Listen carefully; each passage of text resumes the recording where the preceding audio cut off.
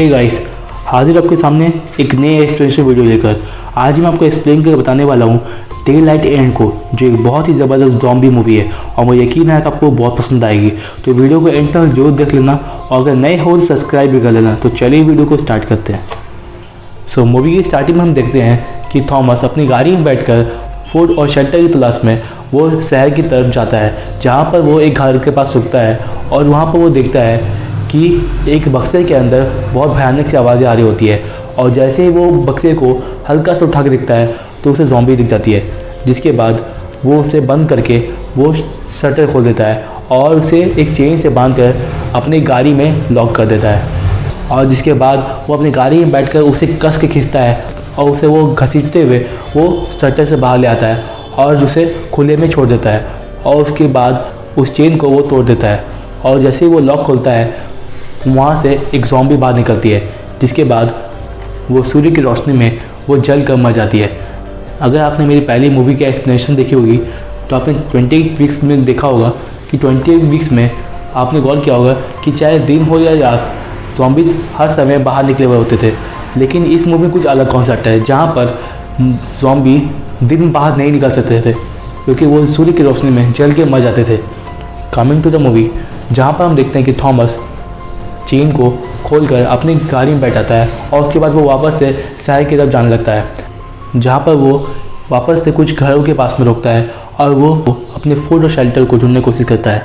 और इसी बीच में जब वो एक घर के अंदर घुसता है तो वो देखता है कि वहाँ पर बहुत सारे ज़ॉम्बीज़ होते हैं, लेकिन वो ज़्यादा घर सोए हुए होते हैं क्योंकि उस समय दिन का टाइम था और सारे ज़ॉम्बीज़ अंदर छिपे बैठे थे और वो सोए हुए थे।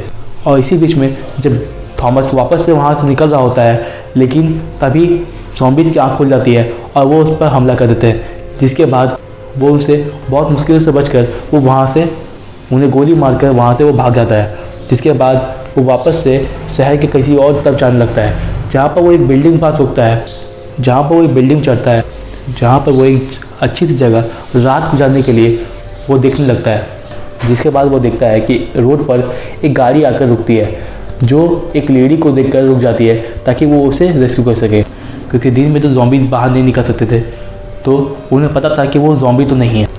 इसी बीच गाड़ी से 4 लोग उतरते हैं, जहाँ पर माइक, हेली और केल उतरते हैं और साथ में सैम उतरती है, जहाँ पर वो उस लेडी को बचाने की कोशिश कर रहे होते हैं, लेकिन वो बहुत अजीब सी थी क्योंकि वो सड़क पर बिल्कुल चुपचाप से बैठी हुई थी और वो अपनी गुड़िया को देखकर खुश हो रही थी।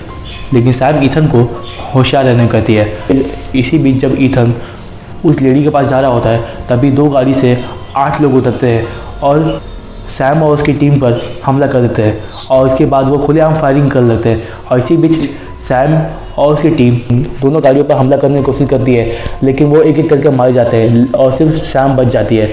जिसके बाद थॉमस उसे बचाने के लिए रोड की तरफ आता है। और इसी बीच हम देखते हैं कि 8 लोग सैम के पीछे पड़ जाते हैं और उसे छेड़ने की कोशिश करते हैं। वहाँ पर थॉमस पहुँच जाता है, जो उन्हें मुंह तो जवाब देता है। जिसके बाद वो लोग थॉमस पर हमला करने लगते हैं, लेकिन वो एक एक करके मारे जाते हैं। जिसके बाद हम देखते हैं कि सैम उस लेडी के पास जाती है और उसे उसका नाम पूछती है, लेकिन वो अपने बच्चे को दिखाती है जो एक गुड़िया होती है, लेकिन वो उसे बताती है, जहाँ पर वो बताती है कि वो उसका बेटा है और उसका नाम जेकब है। लेकिन वो उसका नाम दोबारा से पूछती है, जहाँ पर वो बताती है कि उसका नाम एनाबेल है।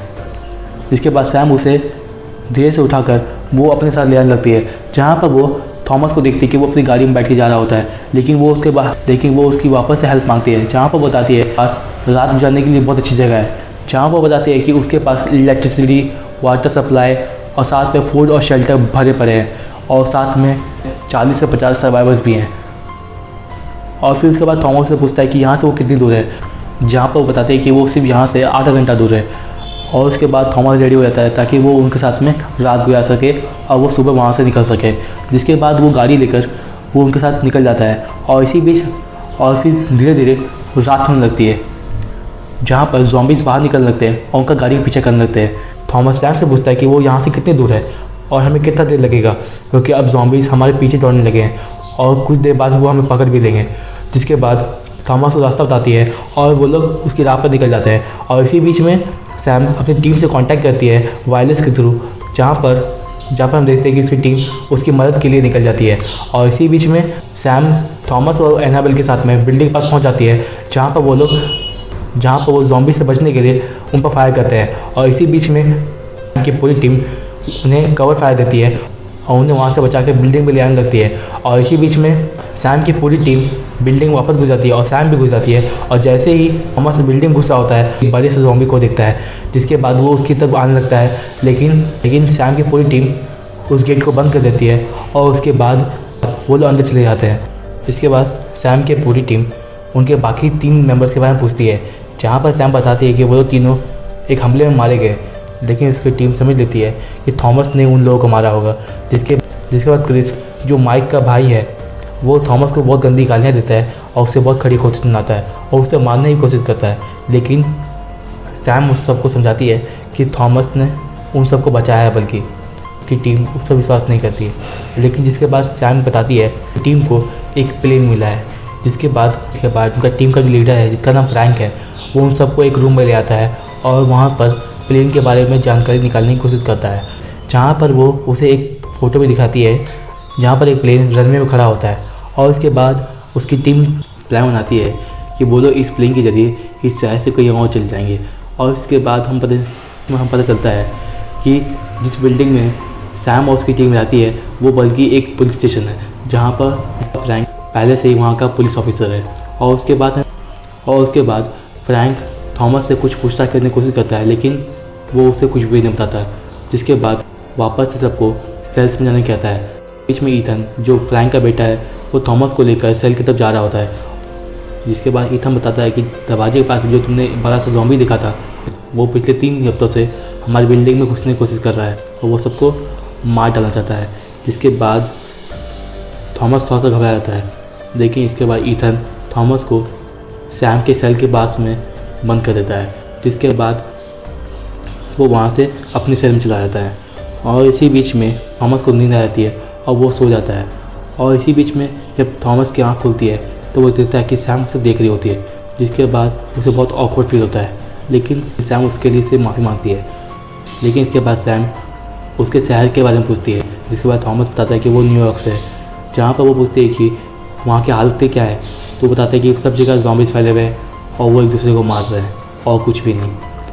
लेकिन सैम बताते हैं कि उसका हमेशा सपना रहा था कि वो न्यूयॉर्क जाके रहे, लेकिन उसका सपना अधूरा रह गया है। इसी बीच में सैम ईथन के बारे में बताती है, जहाँ वो कहती है कि मेरी शादी ईथन के भाई इवन से होने वाली थी और हमारी सगाई हो चुकी थी।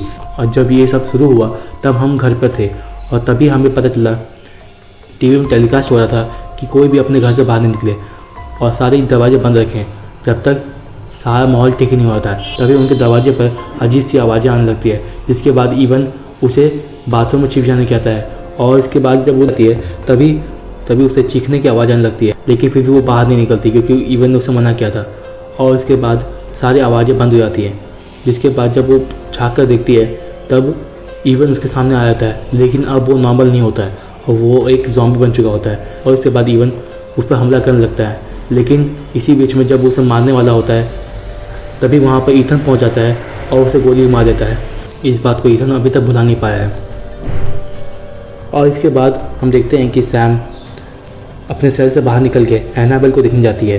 इसी बीच में जब वो लोग कुछ बात कर रहे होते हैं तभी कुछ ज़ॉम्बीज़ उनकी बिल्डिंग में इंटर कर जाते हैं और उसके बाद वो लोग एक एक करके सबको मारने लगते हैं। जिसके बाद जब ये बात सारी टीम को पता चलता है तो वो लोग अपने अपने गन निकाल लेते हैं और उन्हें मारने की कोशिश कर रहे होते हैं। और इसी बीच में वो लोग लेडीज़ और बच्चों को एक सेल में बंद करने वाले होते हैं। तभी वहाँ पर एक ज़ॉम्बी पहुँच जाता है और वो एक आदमी को मार देता है। सेल का दरवाज़ा खुलने लगता है। तभी थॉमस वहाँ पहुँच जाता है और वो उसे गोली मार देता है और वो वहीं पर मर जाता है। पूरे बिल्डिंग में 3 ज़ॉम्बी घुस गए थे। जिसके बाद हमें पता चलता है कि हार्कर इन्फेक्टेड हो चुका है और उसे एक ज़ॉम्बी ने काट लिया है। जिसके बाद हार्कर कहता है कि वो एक चोट का निशान है, वो उसे किसी ज़ॉम्बी ने नहीं काटा। लेकिन धीरे धीरे वो बदलने लगता है। जिसके बाद वो अपनी फैमिली को गुड बाय कहता है और उसे जाने कहता है। जिसके बाद फ्रैंक उसे गोली मार देता है और उसके बाद उसी लाश को ठिकाने लगाने कह देता है। जिसके बाद वो अपने ऑफिस जाकर बैठ जाता है। और इस अगले दिन सुबह फ्रैंक और उसकी टीम गैराज के पास पहुंचते हैं और वो अपनी गाड़ियों को निकालने की कोशिश कर रहे होते हैं। तभी गैराज का दरवाज़ा नहीं खुलता। जिसके बाद वो लोग सामने के दरवाजे से निकलते हैं और वो लोग गैराज के पास जाते हैं, जहाँ पर वो लोग देखते हैं कि गैराज के पास में गाड़ियों का अंबार लगा हुआ है और वो लोग एक बड़ा सा होल बना दिया है और जिसके ज़रिए वो लोग अंदर चले गए थे। जिसके बाद वो लोग समझ चुके थे कि वो लोग अपनी गाड़ियों को बाहर तो नहीं निकाल सकते, वापस अपने ऑफिस में ले आता है और प्लान बनाता है कि वो लोग नई गाड़ियों को बाहर से लेकर आएंगे, जिसके ज़रिए वो लोग जितने भी सर्वाइवर्स हैं उन्हें उस पर बैठा कर वो लोग यहाँ से निकल जाएंगे, क्योंकि इस बिल्डिंग से नहीं निकले तो ज़ॉम्बीज़ आज रात को एक बड़ा अटैक करेंगे, जिसके चलते वो लोग आज तो जरूर मार जाएंगे। लेकिन क्रिस कहता है कि ये बिल्कुल भी आसान नहीं होगा, क्योंकि 3 साल से गाड़ियों के नहीं चलने की वजह से गाड़ी के टायर बिल्कुल भी ख़त्म हो चुके होंगे और साथ ही साथ गाड़ी की बैटरी बिल्कुल डाउन हो चुकी होगी, जिसके चलते गाड़ी को स्टार्ट करना बहुत ही मुश्किल होगा। लेकिन फ्रैंक कहता है कि उन्हें कहीं से तो व्हीकल्स का इंतजाम करना पड़ेगा जिसके ज़रिए वो लोग यहाँ से निकल सके। लेकिन थॉमस कहता है कि उसके पास एक दूसरा आइडिया है, जहाँ पर वो बताता है कि उन्हें अल्फ़ा को मारना पड़ेगा। तो सैम पूछते हैं कि अल्फ़ा कौन है, जहाँ पर बताता है कि अल्फ़ा इन ज़ॉम्बीज़ का लीडर है जो इन्हें ऑर्डर देता है। उसने पहले भी ऐसा ट्राई किया था लेकिन वो इस काम फेल हो चुका है, लेकिन इस बार वो श्योर है कि वो अल्फ़ा को हरा सकता है। उसे सिर्फ कुछ एक्सप्लोसिव की ज़रूरत है जिससे वो उसे मार सके। लेकिन इस फ्रैंक इस चीज़ को पागलपन कहता है, क्योंकि ज़ॉम्बीज़ के लीडर को मारना कोई आसान बात तो नहीं होगा, लेकिन कोई उपाय भी नहीं है, क्योंकि आज की आज इन गाड़ियों का इतनी सारी गाड़ियों का इंतजाम करना बहुत ही मुश्किल होगा। इसके बाद क्रिस भी उसके बात मान लेता है और कहता है कि आज को थॉमस सही बोल रहा है, लेकिन फ्रैंक उसकी बात नहीं मानता। लेकिन जब ईथन थॉमस की बात को सही मान लेता है और वो फ्रैंक की बात को गलत बताता है तो फ्रैंक बहुत ज़्यादा डिसअपॉइंट हो जाता है और बहुत ज़्यादा शॉक होता है, क्योंकि उसे ईथन से ये उम्मीद नहीं थी। लेकिन फ्रैंक कहता है कि तुम्हें मौत की मुँह जाना तो चल जाओ, बाकी जितने बची हुई टीम वो मेरे साथ देंगे और वो गाड़ियों को ढूंढने में मदद करेंगे। उससे कुछ देर बाद फ्रैंक और थॉमस की टीम बिल्डिंग से बाहर निकल जाती है पूरी तैयारी के साथ में, जहाँ पर फ्रैंक और उसकी टीम गाड़ियों को ढूंढने के लिए निकल जाती है और दूसरी तरफ थॉमस की टीम अल्फ़ा को मारने निकल जाती है, जहाँ पर क्रिस बताता है कि उसने बहुत सारे ज़ॉम्बीज़ को एक होटल में जाते हुए बहुत बार देखा है। वो लोग वहीं पर उसे ढूंढने निकल जाते हैं। थॉमस की टीम वहाँ से होटल के पास पहुँच जाते हैं, जहाँ पर वो लोग धीरे करके होटल में इंटर कर जाते हैं। होटल के बेसमेंट पहुँच जाते हैं, जहाँ पर वो देखते हैं कि बहुत सारे ज़ॉम्बीज़ होटल के बेसमेंट में सोए हुए हैं। सीढ़ियों के पास जाकर बैठ जाते हैं और वो लोग एक्सप्लोसिव रेडी करने लगते हैं।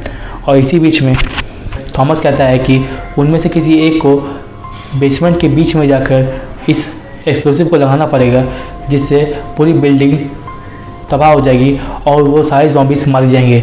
लेकिन उन्हें उस बिल्डिंग के पिलर में जाके लगाना पड़ेगा। जिसके बाद क्रिस जाने को तैयार हो जाता है, लेकिन ड्रू उससे मना कर देता है और वो खुद जाने के लिए रेडी हो जाता है, जहाँ पर वो एक्सप्लोसिव को लेकर ज़ॉम्बीज़ के बीच में निकल जाता है और वो धीरे धीरे कदम रखकर ज़ॉम्बीज़ के बीच में घुस जाता है। और वो पिलर के पास में जब बम लगाने वाला ही होता है, पिलर के पीछे से अल्फ़ा बाहर निकल जाता है, जो उसे वहीं पर मार देता है। जिसके बाद अल्फ़ा सारे ज़ॉम्बीज़ को जगा देता है और उन सबको थॉमस और उसकी टीम के पीछे में भगा देता है। जिसके बाद वो लोग उनसे बचते हुए ऊपर तक भागते हैं, जहाँ पर वो लोग धीरे करके कुछ ज़ॉम्बीज़ को मारते हैं, लेकिन वो लोग ज़ॉम्बीज़ की जाल में फंसते जाते हैं।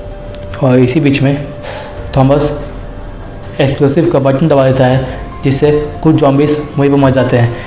लेकिन बिल्डिंग को कुछ खास नुकसान नहीं होता, जिसकी वजह से बिल्डिंग अभी भी सुरक्षित होती है। लेकिन वो लोग अभी भी ज़ॉम्बीज़ से बचते हुए भाग रहे थे। ज़ॉम्बीज़ से बचते बचते उनका एक टीम मेंबर मारा जाता है और उससे कुछ ही देर बाद क्रिस को भी एक ज़ॉम्बी काट लेता है, जिसकी वजह से वो भी एक ज़ॉम्बी बनने लगता है। लेकिन अभी भी ईथन और थॉमस दोनों ज़ॉम्बी से बचते हुए टेरेस पे पहुंच जाते हैं, जहां पर अभी भी धूप निकली होती है, जिसकी वजह से टेरेस पे ज़ॉम्बीज़ नहीं आ पाते और वो लोग उस जगह पर सेव हो जाते हैं। लेकिन अभी भी अल्फ़ा बिल्कुल सेफ होता है और उसके बाद सारे ज़ॉम्बीज़ वापस से बेसमेंट तक जाने लगते हैं। और इसी बीच में थॉमस क्रिस से कांटेक्ट करता है, जहां पर क्रिस बताता है कि वो अब जख्मी हालत में है और वो अब उनका साथ नहीं दे सकता। लेकिन थॉमस और ईथन को अभी भी बिल्डिंग से बाहर निकलना था, क्योंकि कुछ देर बाद शाम होने वाली थी, जिसके बाद सारे ज़ॉम्बीज़ वापस से बाहर निकलने लगेंगे और उन्हें भी मार देंगे। उन्हें एक रस्सी की ज़रूरत थी जिससे वो लोग टेरेस से नीचे उतर सके, लेकिन वो रस्सी क्रिस के पास होती है। जिसके बाद थॉमस और क्रिस प्लान बनाते हैं कि थॉमस जॉम्बिस का ध्यान भटकाएगा और इसी बीच में ईथन वो रस्सी को लेकर आ जाएगा। जिसके बाद दोनों वैसा ही करते हैं और थॉमस वापस से बेसमेंट की तरफ जाने लगता है, जहाँ पर वो वापस से अल्फ़ा और उसके कुछ जॉम्बिस का ध्यान भटकाने की कोशिश करता है। लेकिन इसी बीच में ईथन के पैरों की आवाज़ कुछ जॉम्बिस सुन लेते हैं, जिसके बाद कुछ जॉम्बिस उसका पीछा करने के लिए भागते हैं। ईथन क्रिस के पास पहुंच जाता है और जब रस्सी निकाली जाता है तभी क्रिस भी उसे काट लेता है। जिसके बाद थॉमस वहाँ पहुंच जाता है, क्रिस को गोली मार देता है और वो दोनों कुछ जॉम्बिस को गोली मारते हुए वो लोग वापस से टेरेस तक आ जाते हैं। ईथन भी ज़ॉम्बी बन जाता है, जिसके बाद थॉमस उसे वहीं पर गोली मार देता है और वो एक रस्सी के सहारे बिल्डिंग से नीचे उतर जाता है। लेकिन जब वो रस्सी के सहारे बिल्डिंग से नीचे उतरता है तब वो देखता है कि अब शाम हो चुकी है। जिसके बाद सारे ज़ॉम्बी धीरे धीरे करके बाहर आने लगते हैं, वापस से फ्रैंक की बिल्डिंग तक भागने लगता है। और इसी बीच हम देखते हैं कि सैम एक गाड़ी को ढूंढ कर निकाल देती है और वो वापस से बिल्डिंग तक आने लगती है, जहाँ पर फ्रैंक की टीम का एक और मेंबर एक छोटी सी गाड़ी एक और लेकर आया है। लेकिन अभी भी सारे सर्वाइवर्स को बचाने के लिए अभी भी व्हीकल्स कम पड़ रहे थे। हम देखते हैं कि एक और टीम मेंबर एक बड़ी सी बस लेकर आता है, जो सारे सर्वाइवर्स को बचाने के लिए काफ़ी होता है। लेकिन जब वो लोग इसी बीच में खुश हो रहे होते हैं तभी फ्रैंक देखता है कि थॉमस उनकी तरफ आ रहा होता है। सारे ज़ॉम्बीज़ पर फायर करने लगते हैं, लेकिन धीरे धीरे करके सारे ज़ॉम्बीज़ शहर से बाहर निकलने लगते हैं और वो उनके बिल्डिंग तक भागने लगते हैं। जिसके बाद वो लोग कुछ लोगों को मार देते हैं और कुछ सर्वाइवर्स वापस से बिल्डिंग के अंदर घुस जाते हैं। लेकिन अभी बिल्डिंग का दरवाज़ा बंद नहीं हो पाता है, जिसके चलते बिल्डिंग के अंदर बहुत सारे ज़ॉम्बीज़ अंदर घुस जाते हैं। लेकिन अभी भी उनका एक टीम मेंबर बाहर में एक गाड़ी के पास में छिपा होता है और फिर धीरे धीरे करके सारे ज़ॉम्बीज़ बिल्डिंग के अंदर फैल जाते हैं। लेकिन सैम और थॉमस और फ्रैंक और उसकी टीम वो रास्ता ब्लॉक कर देते हैं, जिसके बाद वो लोग कुछ देर के लिए सेफ हो जाते हैं। लेकिन जब फ्रैंक क्रिस, ईथन और एक और मेंबर के बारे में पूछता है तो वो बताता है कि उनमें से कोई भी नहीं बचा। बहुत ज़्यादा चिल्लाता है और वो बहुत ज़्यादा बुरा भला कहता है, लेकिन थॉमस भी कुछ कम नहीं था। जिसके बाद वो भी उसे बहुत ज़्यादा सुनाने लगता है और वो कहता है कि उसने बिल्कुल नहीं कहा था कि उसका साथ देने के लिए कुछ मेंबर्स भेजे। उसने सिर्फ कहा था कि उसे कुछ एक्सप्लोसिव चाहिए। लेकिन ईथन और क्रिस तैयार हुआ था कि वो उसके साथ जाएंगे ताकि वो लोग अल्फा मार सके। लेकिन सैम उन दोनों को शांत करवाती है कि उन दोनों को कोई रास्ता निकालना पड़ेगा जिसके जरिए वो लोग यहाँ से बाहर निकल सके। इसके बाद कैमरा रूम तक जाते हैं, जहाँ पर वो देखते हैं कि बिल्डिंग के हर तरफ में ज़ॉम्बीज़ फैल चुके हैं। लेकिन एक कैमरा में थॉमस देखता है कि उनका एक मेंबर बिल्डिंग के बाहर में होता है, जहाँ पर वो कार स्टार्ट करके उन ज़ॉम्बीज़ से बचकर वहाँ से भाग रहा होता है। वो एक गली में जाकर फंस जाता है, जहाँ पर सारे ज़ॉम्बीज़ उसे घेर लेते हैं और वो अपने आप को गोली मार देता है। लेकिन अभी भी अल्फा और कुछ ज़ॉम्बीज़ अभी बिल्डिंग में थे। जिसके बाद वो एक गन लेकर बिल्डिंग के सेकंड फ्लोर के गेट के पास पहुँच जाता है, जहाँ पर वो अपनी मरी बीवी को याद करने लगता है। जहाँ पर हमें एक फ्लैशबैक दिखाया जाता है, अल्फा ने ही उसकी बीवी को मारा था, जिसकी वजह से वो अल्फा से बदला लेना चाहता है। जिसके बाद हम देखते हैं कि सारे ज़ॉम्बीज़ सेकंड फ्लोर का गेट तोड़कर उसके अंदर आने लगते हैं और थॉमस उन्हें रोकने की कोशिश करता है। जब थॉमस के पीछे में बहुत सारे ज़ॉम्बीज़ पड़े हुए होते हैं, फ्रैंक और उसकी टीम ज़ॉम्बीज़ को मारने की कोशिश करते हैं, लेकिन वो एक एक करके मारे जाते हैं। और इसी बीच में हमें दिखाया जाता है कि फ्रैंक भी उनसे लड़ने की कोशिश करता है और उन्हें गोली मारने की कोशिश करता है, लेकिन वो मारा जाता है। जिसके बाद थॉमस अल्फा को बिल्डिंग में खोजने लगता है, जहाँ पर अल्फा बाहर निकल के आता है और साथ में 3 ज़ॉम्बीज़ भी साथ में लेकर आता है, जहाँ पर वो लोग तीनों उस पर हमला करने लगते हैं। लेकिन एक एक करके थॉमस ने मार देता है। अल्फा उसके पीछे से आता है और उसे कस कर मारता है, जिसकी वजह से उसकी गन उसके हाथ से छूट जाती है और वो कुछ दूर फेंका जाता है। वो उसे बहुत बुरी तरह से मारने लगता है, लेकिन वो उसे बचने की बहुत कोशिश करता है। लेकिन इसी बीच में अल्फा जब उसे बहुत बुरी तरह मार रहा होता है, तभी थॉमस उसे बचकर ऊपर की सीढ़ी तक जाता है, जहाँ पर अल्फा उसका पीछा करते करते ऊपर की सीढ़ी तक पहुँच जाता है और थॉमस ऊपर के गेट का लॉक खोल देता है। इसके बाद हम देखते हैं कि अल्फा थॉमस के ऊपर बहुत जोर से कूद जाता है और वो उसे धकेलते हुए टेरेस की तरफ ले आता है, जहाँ पर अब सुबह हो चुकी थी। सूर्य की रोशनी में अल्फा जलकर मर जाता है। इसके बाद हम देखते हैं कि थॉमस टेरेस से नीचे तक देखता है, जहाँ पर हम देखते हैं सैम एक बस से बाहर निकलती है और साथ में कुछ सर्वाइवर्स भी निकलते हैं। और इसी बीच में हमें पता चलता है कि जब बहुत सारे ज़ॉम्बीज़ थॉमस और फ्रैंक की टीम के पीछे पड़े हुए थे, तभी सैम कुछ सर्वाइवर्स को बचाकर वहाँ से बस की तरफ ले आती है और उन्हें बचा लेती है। जिसके बाद हम देखते हैं कि सैम थॉमस को ऑफर करती है कि वो उसके साथ चले, लेकिन थॉमस उसके ऑफर को मना कर देता है, दूसरी गाड़ी लेकर वहाँ से निकल जाता है और यहीं पर ही मूवी एंड हो जाती है। तो आपको कैसा लगा एक्सप्लेनेशन हमें कमेंट बॉक्स में जरूर बताइएगा, और अगर मूवी पसंद आई है तो लाइक जरूर कर दीजिएगा, और अगर चैनल पर नए हैं तो सब्सक्राइब भी कर लीजिएगा। तब तक के लिए good bye. We'll be right back.